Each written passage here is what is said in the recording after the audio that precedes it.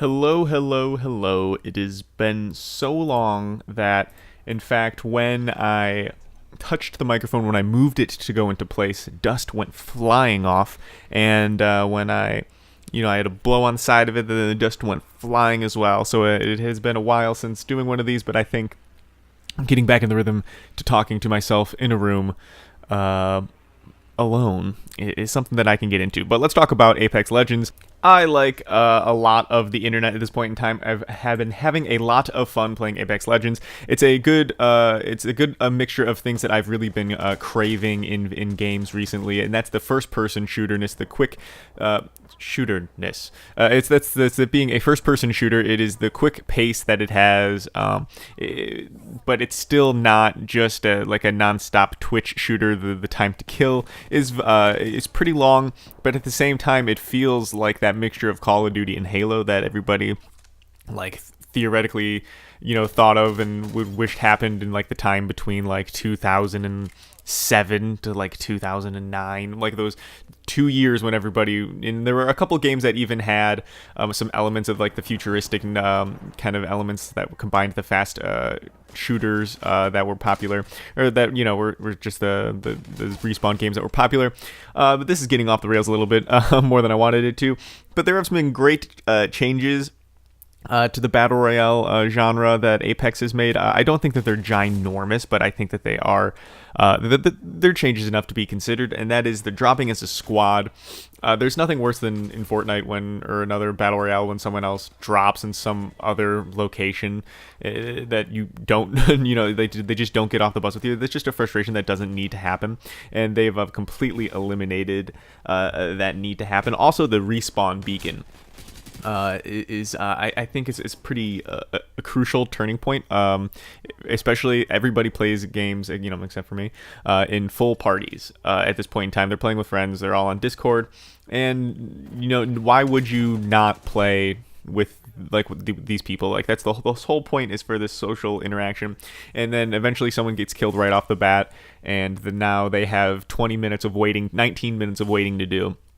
Well, the rest of your, two buddies, I guess, in this game go on to win the match, or three buddies in Fortnite go on to win the match, and someone thirsted you. And so I think there's nothing more frustrating than being thirsted in a battle royale when it's not the point of what's happening.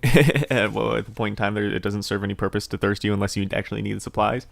And the third thing is the way that they handle the no fall damage, the ability to climb. There's no wall running, but you still get to slide. There's no jetpacks, but they just I think it did a good combination of keeping fun, fast paced, good mechanics for movement, and kind of getting rid of like the gimmicky bullshit ones that no one really cares about. Like, I've never been interested in wall running. I don't see what wall running does that running fast on the ground in a video game doesn't do, other than put me in a place. Like, as a shooter, then I'm just like, okay, fuck, everyone can be anywhere. And I don't think that's... I think anyone should be anywhere in traffic patterns, and I don't think just like, oh, I've got to watch the ceiling and the floor. I don't think that's a good way to add skill to the game. But so far, my biggest thing that I've been the most happy about throughout the entire game is that all of like the crap that you don't need to buy. There's like, oh yeah, there's like some cool skins in the shop or whatever, and like there's some weapon camos and things like that, but none of these things are things that I feel like I need.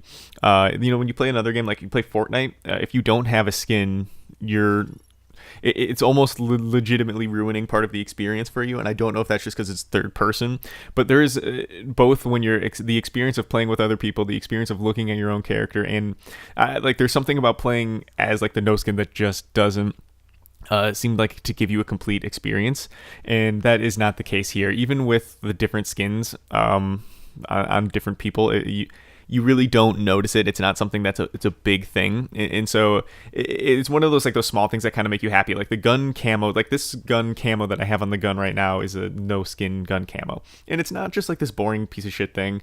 And then when you put a camo on it, it's not like this amazing, crazy, unbefore seen, holier than thou object.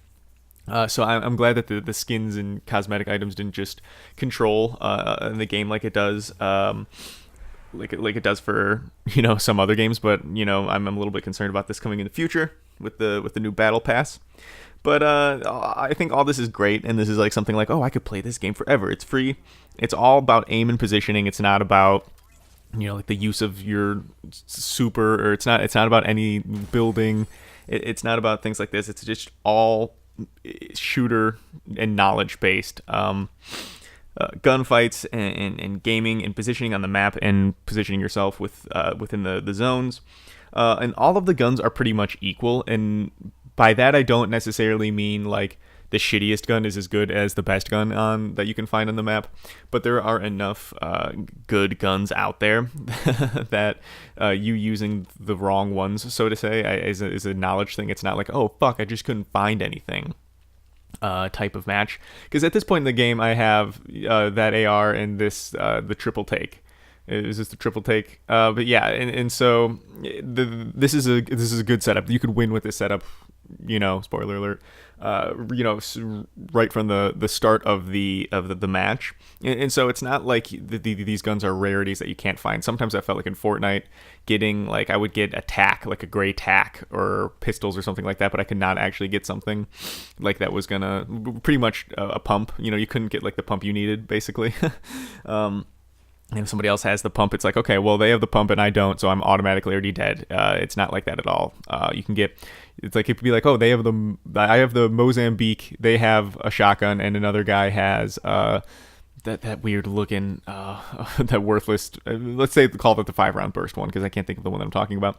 I feel like everybody there has an equal shot, just based on, no one is limited just because of the gun that they have. I think, it's kind of a name thing.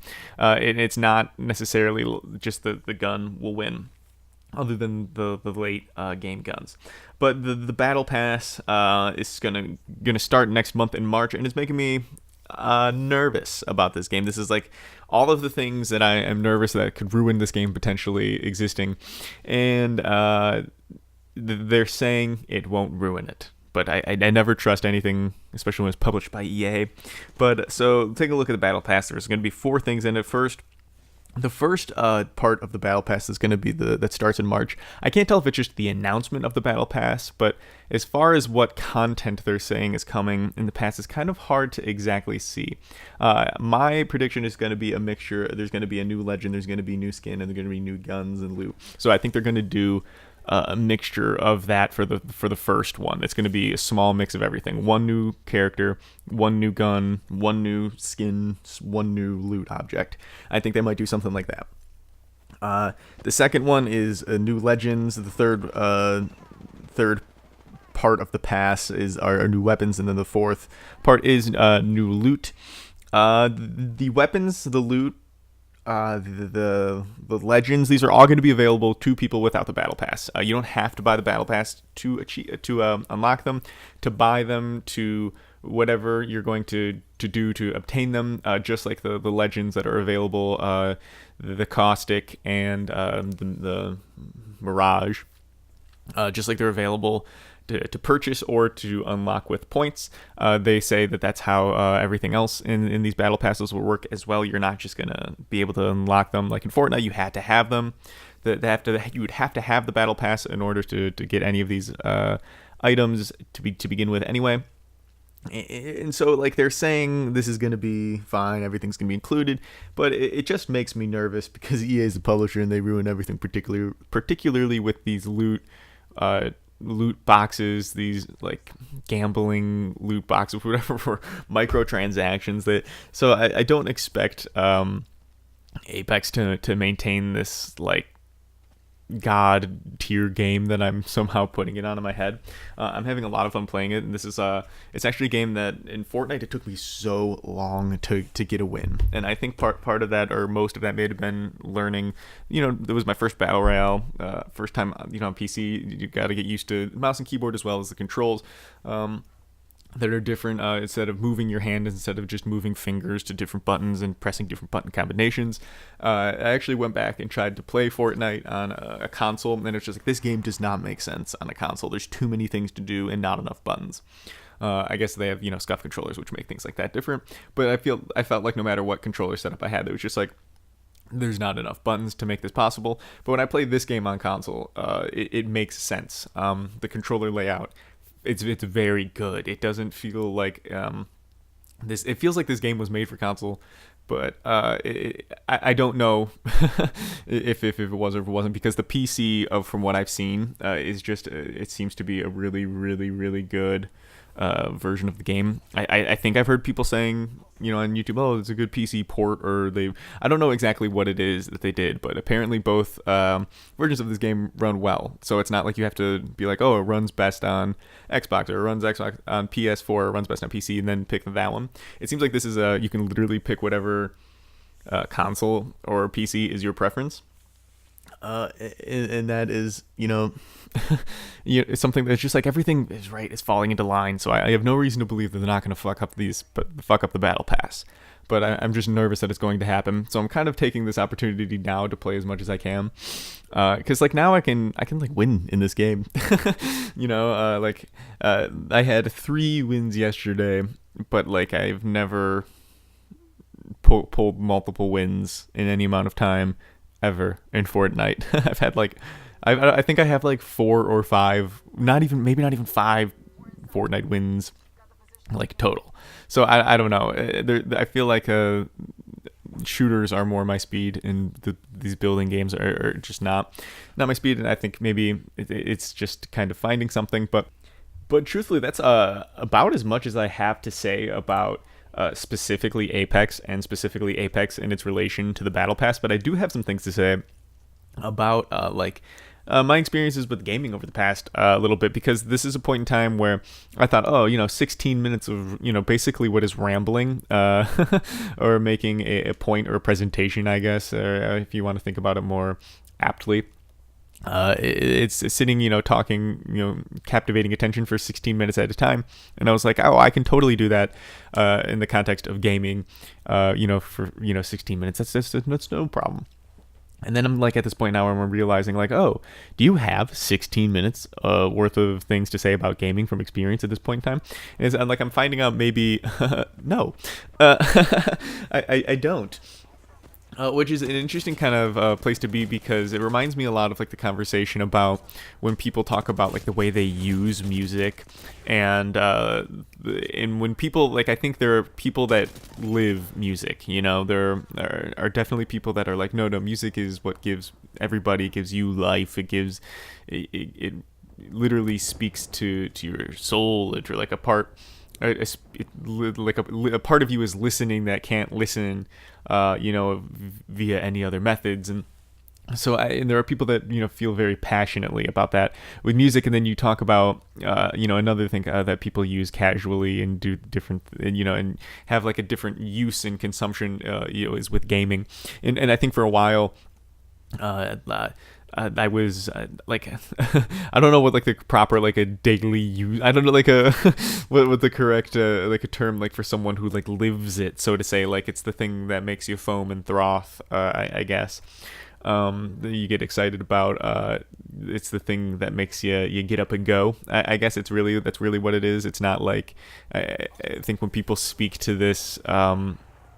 To this thing, like these things having these natural abilities, I think there's also sometimes some confusion between passion and actual like excitement for something versus actual effects that the things have. And so I think it's an interesting point to be like, okay, well then maybe thinking about using these things, like using music as like a way to make your mood better, using music to get excited. Or like the people talk about having music serving a function for them, being like a utilitarian tool, as opposed to like an experience or something that's like passive, that brings things to you that you don't ask for. Like the music will deliver the message, and it's not like, oh, I need help with this, so I'm gonna turn to music for that.